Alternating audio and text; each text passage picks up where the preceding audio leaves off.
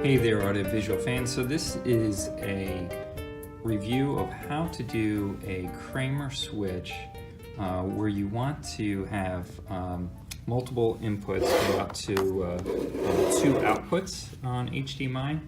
And so this particular one is a VS-42UHD, which allows you to do 4 inputs here and allows you to go out to 2 outputs. So in our case, we're going to do 2 big, huge TVs, and we want to be able to switch what we're feeding to those two TVs. What comes in the box with the 42 UHD is you get the power cable, you get the remote control, which isn't overly user-friendly. It's good for a technician, but you'll find that if you want an end user to use it, there's way too many buttons on here. It's kind of confusing for them. It has batteries, has the little rubber feet, comes with 2 HDMI cables, and then on the back here, you'll see that there's what's called Phoenix connections. I actually have 2 of them off right now, and I'll explain what that is in a minute.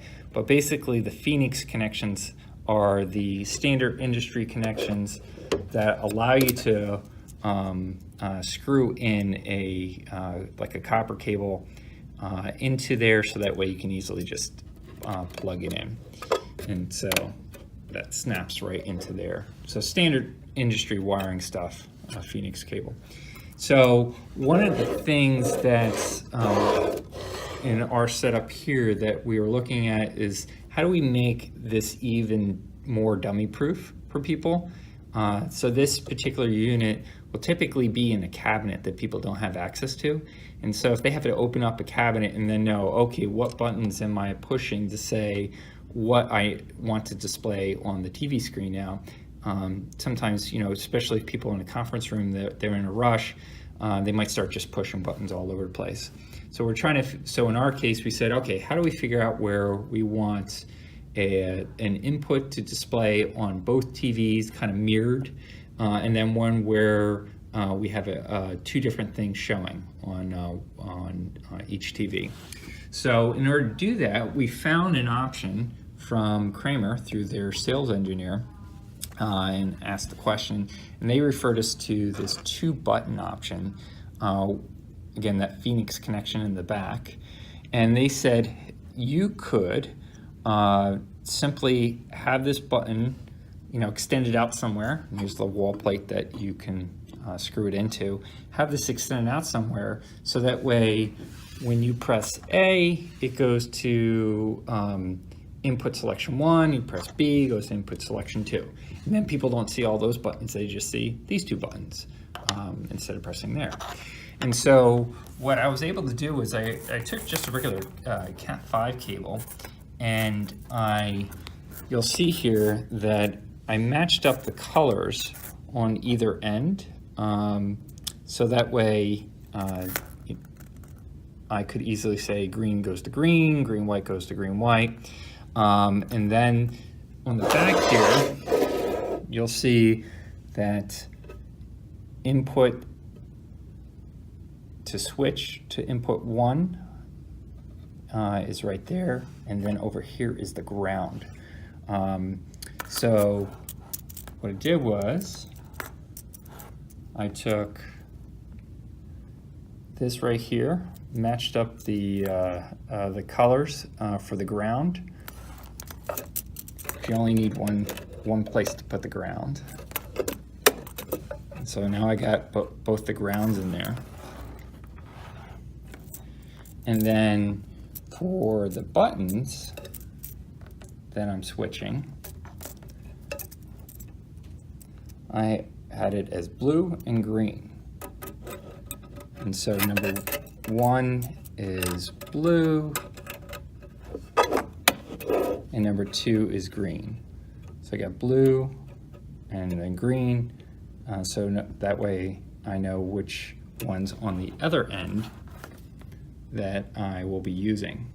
Now this one looks a little bit more complicated, only because on the wiring diagram, which The wiring diagram did not come in the box. I actually had to go to the PDF on the website and look at the wiring diagram.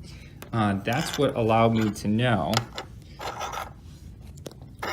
which one of these in their order would mean the A button and the B button. And so what I'll do is I'll show you how that lines up. Get my... So you see here that when I plug the Phoenix connection back in, and by the way, this Phoenix connection was already on the back of here, so I took that off. You'll see that I have the wiring where it's blue, which is the blue here. That's my A button. I have the blue-white, which goes to the ground over here. I have green-white, which goes to the ground over here. And then I have green. So this specifically was the wiring diagram off that PDF. It told me that I needed the top one to be A, and then ground again for B, and then the actual B button. And so that's how that corresponds on the other end of the cable right there with the coloring. Now, I just chose the network cable because it allows me then to have flexibility of if I have already one at a location, I can just open it up and splice it. You'll see here I just cut off the other two, the other pairs of cables in here I didn't need. I just cut them off. They're in there.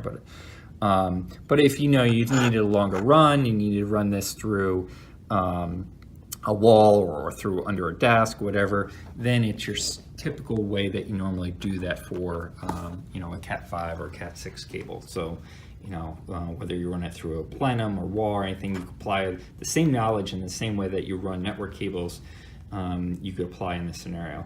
So in this case, it's just a short cable, but of course, you can make this as long as you want.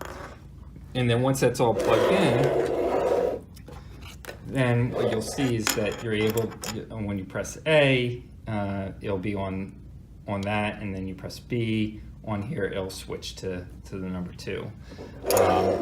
Now if you say, wow, I really want to be able to do this with 3 and 4, and then I want to be able to do this with the output input to out 2 here, all you have to do is add more cables in and just match them up. Or you could switch these cables over to here if you want. Now there are, you know, Kramer does sell more of these plates here with different options. So I just chose A and B. And just to show you some of the part numbers here that correspond if you're looking for it. So that's the AB part number there. And then that's the wall plate option. If you want to screw that into a wall plate, that's that part. And then that's the part of the actual Kramer switch. So good. So hope that helps you and that you're able to, you know, use a easy to do Kramer switch without having to hire a AV professional.